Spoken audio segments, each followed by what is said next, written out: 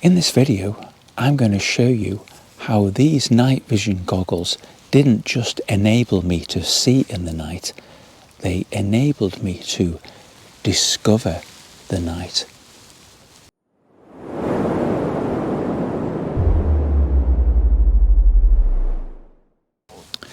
Now these are the AKASO SEEMOR night vision goggles, and when I first got these a month ago I thought it would be just a little toy, a little bit of fun, but they've opened my eyes to a whole new way of enjoying the outdoors at night time, like in these really dark woods.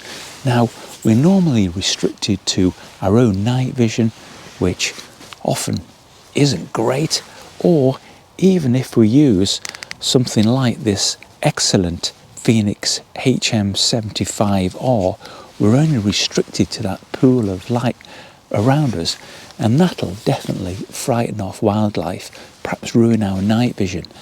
So I'm going to show you on this journey how I discovered over this last month lots of different uses for these that I didn't expect to find at all, and I'm learning all the time, and I'm really looking forward to this journey to come. So come on this journey with me, and first I'll show you some of the features that enabled me to get going really quickly with these, and I'll show you lots of different applications, from night navigation on a wild camp through to wildlife observation, security, observing without being observed, lots of different applications. And the amazing thing is these will do it either with infrared that we're used to with conventional night vision goggles, or using artificial intelligence with full colour night vision. So make sure you watch to the end as well, where there's going to be a detailed unboxing. There'll be links to where you can buy this excellent fun gadget. So let's have a look at some of the properties of the goggles that enabled me to get going really quickly, and then we'll talk about some of the more advanced features. Firstly, let's look at the weight. With one battery inside, they weigh 500 grams. The physical dimensions are there. They are about 6.5 inches or 16 centimeters long, and the maximum width is 11.5 centimeters.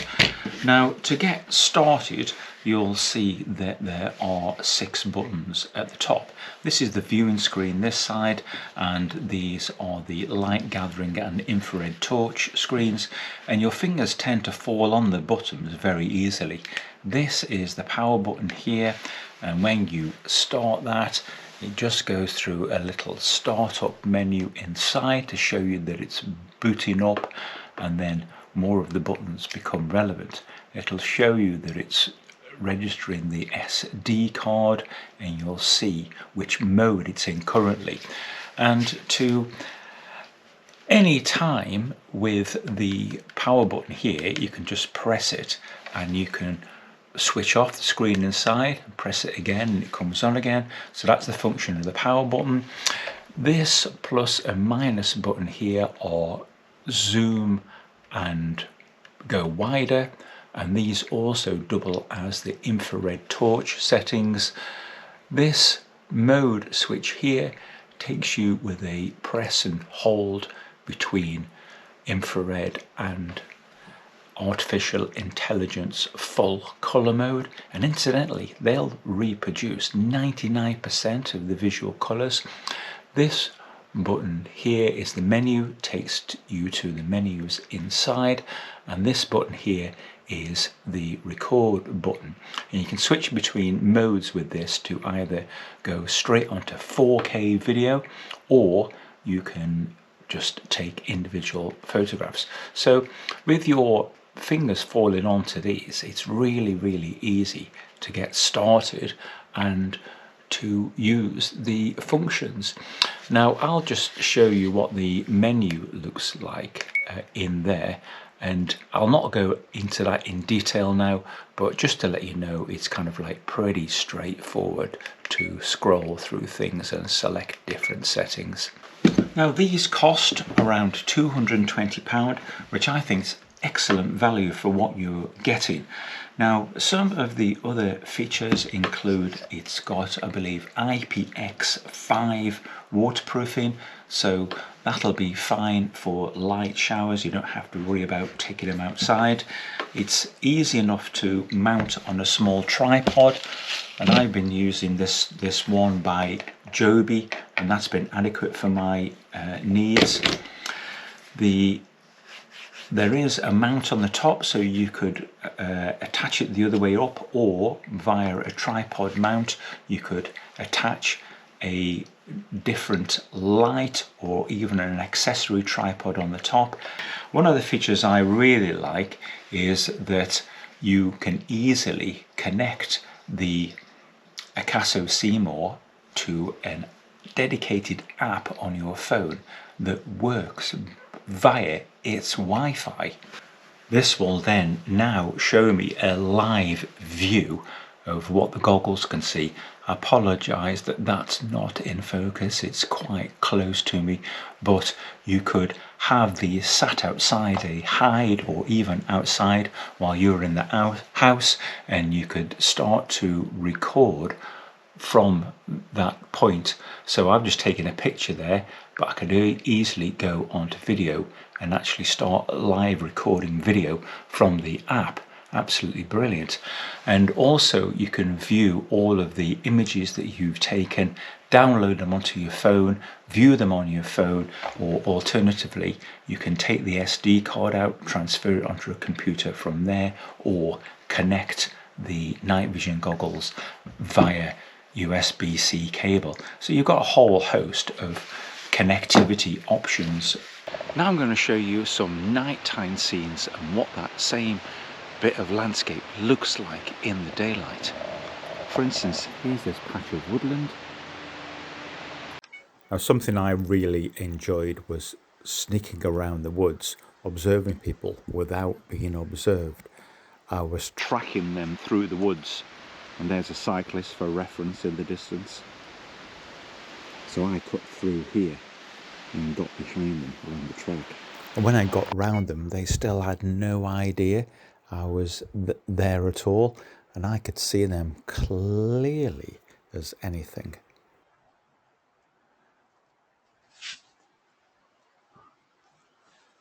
Interesting to see things from a different perspective. This is a local 18th century bridge in Cumbria. Beautiful in the dark there. And the flowing waters below. Here's that bridge, and here's the scary wolf.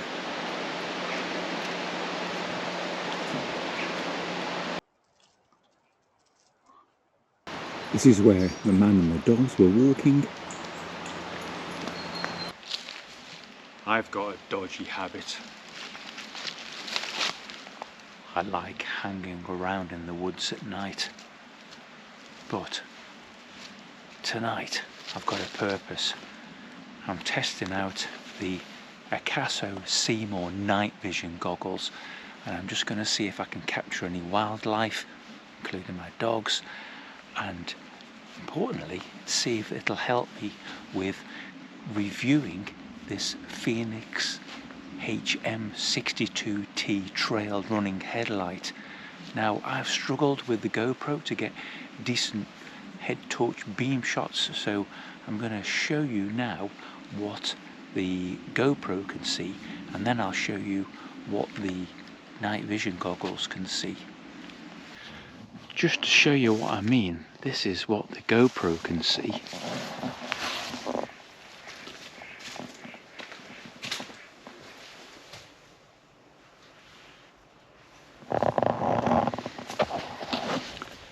Absolutely nothing. This is that same scene in infrared, black dark, no illumination at all, and you can see both of my dogs ahead there in quite good detail. Here she comes. If I take these away now, I can't see anything at all. Good dog. Right, this will be an interesting representation of what the Seymour and the HM62 can do. That bridge ahead is about 120 meters away. So this is on low, medium, high and turbo. Right, in the gathering gloom, I'm heading up the hill behind me and I've got a double mission. One is to see if actually using night vision goggles are useful for night navigation to pick out landmarks that you couldn't otherwise see. And the other one is to have a nice calm night in the Nortent Lee 1.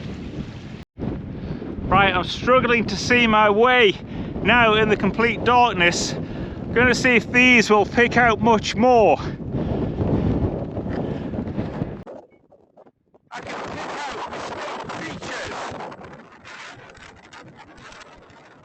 Right, just along here is my local wildlife pond and there's a bird hide. Now I've sat there many a times in daylight watching the birds. There's egrets, waders, all sorts there, but I know from bitter experience if I go along there at night with any sort of white light they go absolutely crazy and I don't like disturbing them and I'd like to see what's going on. So now I'm going to go onto red light mode on the Phoenix HM62, turn the video off, and then when I get in the hide I'm going to see what I can capture using the AKASO SEEMOR. Observing the birds at night, I was amazed to see how much activity there was in the pitch dark. They were fighting, flying. It was fascinating to watch and I went back several times. Now I've tried to bring you some images of deer. This is a place I've often seen them. But try as I might, I've tried this for a few nights now. Sorry, nothing doing. But we're still getting good, clear, nighttime images. I also had some great fun observing the night sky. Something I didn't appreciate before is that stars give off a lot of infrared. So this is me on a very dark moonless night, looking at constellations. I think if you're into astronomy, this would really help you to pick out constellations. So many stars I can see here. I'm not even on a tripod at the moment. I know you're not going to believe this, but this sight of the sun through the trees, this is actually the moon at 10 o'clock at night through the trees. There's the stars. Amazing. Totally new perspective. An application is for observation of livestock. Now this is a horse in a dark moonlit field. It's about 300 meters away and with the naked eye I can just make out a little dark lump in the distance, but with the Seymour I can see it very clearly. So without disturbing it with bright torchlight, I could probably have a close look how it's doing. This would be useful for livestock welfare and security observation. Now I could see the security application of the Seymour. Now I'm at the back of a local middle school and it's late at night and obviously the schools are unoccupied and in darkness, but if I was suspecting any untoward activity I could sit out here at night and quite happily be unseen, but I could observe any suspicious goings on quite happily and record them, of course. Now, just the same, I'm along the back of some houses here, and again I could quite happily be unseen and observe any suspicious activity over the fence, because this backs onto fields. I'll be able to see intruders approaching from a distance. If I was in a darkened location, I'd be completely unseen. And don't forget, this is a really dark, cloudy, starless, moonless night I'm in here. Now, believe me, along this path with the naked eye, you could perhaps make out a dim shape of somebody approaching, but with the Seymour, this is what you can see. So I could be quite happily hidden in this hedge along here, and I could not be seen, but could spot somebody coming along this path. Now, I don't know, as the ordinary outdoorsman, when you might want to do that, but it's certainly a neat trick, something worth bearing in mind should it be useful to you. And here you can see me picked out in full colour, despite it being really dark. Okay, here is my unboxing of the AKASO SEEMOR 200. Simply cellophane wrapped. Let's see what we have here. Nothing else in there, so it's all in this quite tough, very smart case.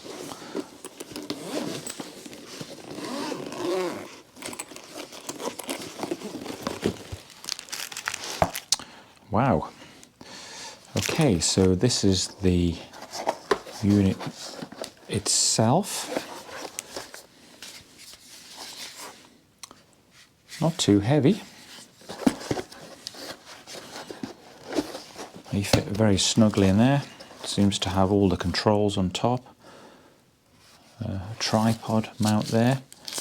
And these are the two included batteries.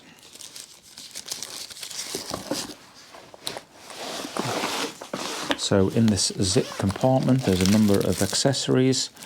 There's a cleaning cloth, USB-C cable,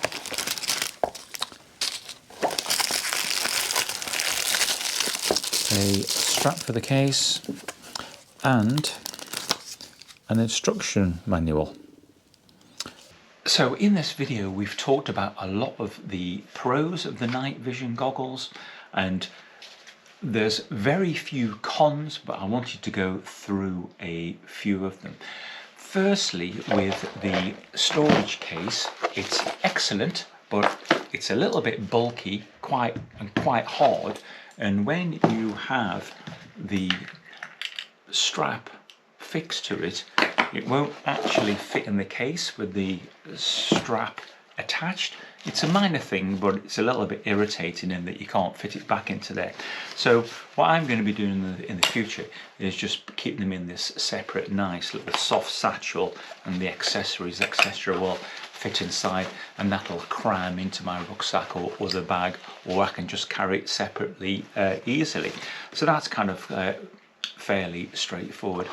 Now, one of the other cons that's unavoidable with using night vision goggles is inevitably that you have to see visual light. So these boost the available light for you, and when you look through that and you see what's around you, your night vision then is reduced because you're looking at a fairly bright screen. But to be fair, you can adjust the brightness of that to make it not too noticeable. And con-wise, As well, the battery life, it says it'll last up to 8 hours. I've tended to find with one battery, if I've been out for a walk and I've had it in kind of standby, around an hour's walk with frequent videos tends to reduce one battery down quite a lot. So having 2 batteries, it's kind of like adequate. Another con is I thought originally that I might be able to walk around with them, but they're not that kind of device. Think of them like night vision binoculars, and even though on completely wide, it's still a slightly zoomed in narrow field of vision. So once you've allowed for that, you'll get used to it, and really you'll want to be viewing objects that are quite far away as well. So I hope you've enjoyed this overview of the night vision goggles. Don't forget to like and subscribe for more gadgets, head torches, wild camping, tents, all of that stuff on Fellmandave, and thanks very much for watching. In the end, my friends, we know that the night is beautiful, and sometimes there's no replacement for just going to the forest, sitting quietly, switching the torch off, and just breathe.